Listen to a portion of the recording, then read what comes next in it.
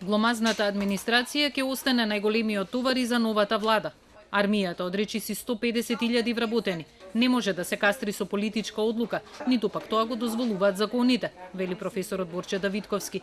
Не може да направи проценка дали и колку новата влада ќе вработува свои кадри за реализирање на партиските програми, но праксата, вели тој, покажува дека напишаното во стратегиите никогаш не се остварува, бидејќи се дури има политички влијанија, реформи не може да се спроведуваат. Најголемиот проблем според него ќе биде локалната администрација.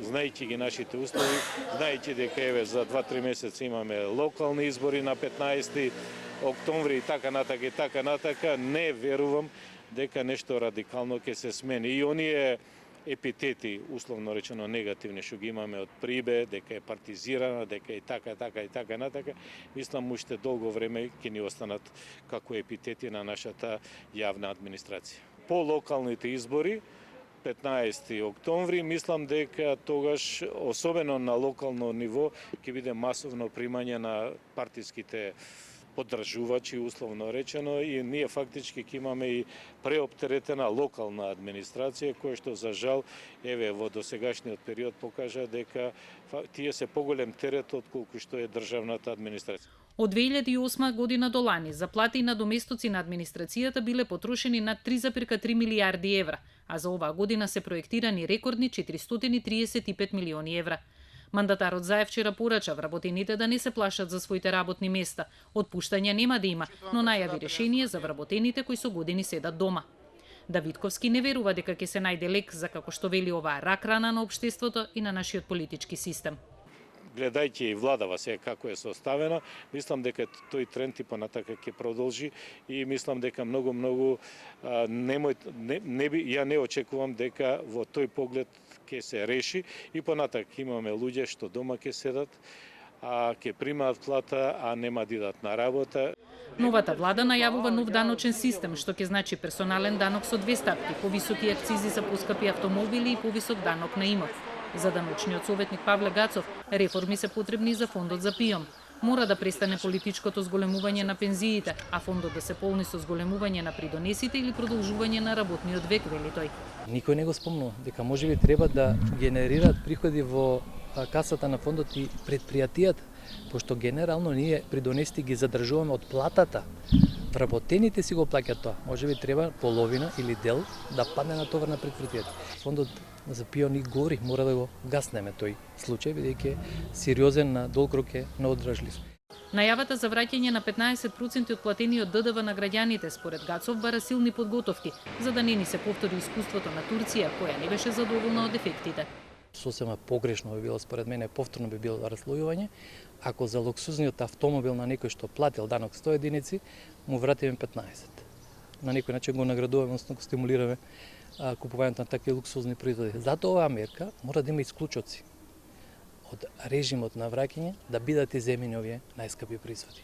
Не само за автомобилите, него една категорија на производи кои што ги сметаме за луксузни, да не потпаднат под овој режим, едноставно враќањето да се однесува сепак на оние животни добра кои што ги купуваат пред се сиромашните слоеви на граѓани и средниот слој. Менување на даночната политика не може да се направи преку ноќ, ниту пак тоа ќе биде лесно, сметаат дел од стопанствениците. Очекуваат тешки времиња, но некако во изминативе 11 години. Треба да сватиме дека не само даночната политика помага на стопанственици, ти треба да имаш и фискална политика, треба да имаш и други видови на мерки кои што секако ќе помогнат на еден стопанственик или ќе го олеснат опружувањето во кој што он работи, за да може да просперира. А колку била добра деловната клима, например во 2015 година, говорат податоците. Преживеале само 32% од фирмите отворени во 2010, а истата година згаснале речиси ист број на фирми колку што биле и отворени. За силни компании како движечка сила на економијата, стопанствениците барат добро испланирани мерки. Зголемувањето на минималната плата е популистичка мерка, но е нужна за државата, вели Фатмир Битики. Единствениот капитал кој што ни преостанува се луѓето.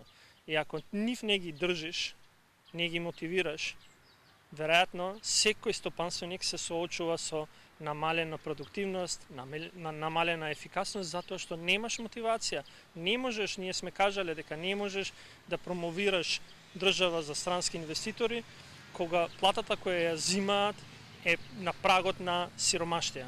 Од досега стореното за обичниот македонец, граѓаните не се многу задоволни, но поделени се во мислењата дали новата влада ќе го зголеми нивниот животен стандард и дека подобро ќе се живее.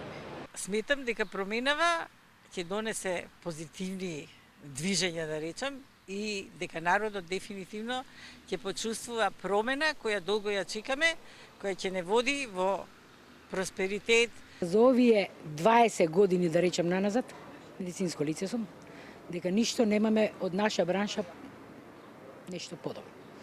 Плата не е качена, значи за овие, да не речам 15-20 години. Останавме на истото ниво. За разлика што тоа персоналот се намали, работата се пообемни, а платата си остана иста. Ама еве сега најавите се токму за медицински Ајде да видиме сега, да се надеваме. Да се надеваме. Па ја толку не верувам.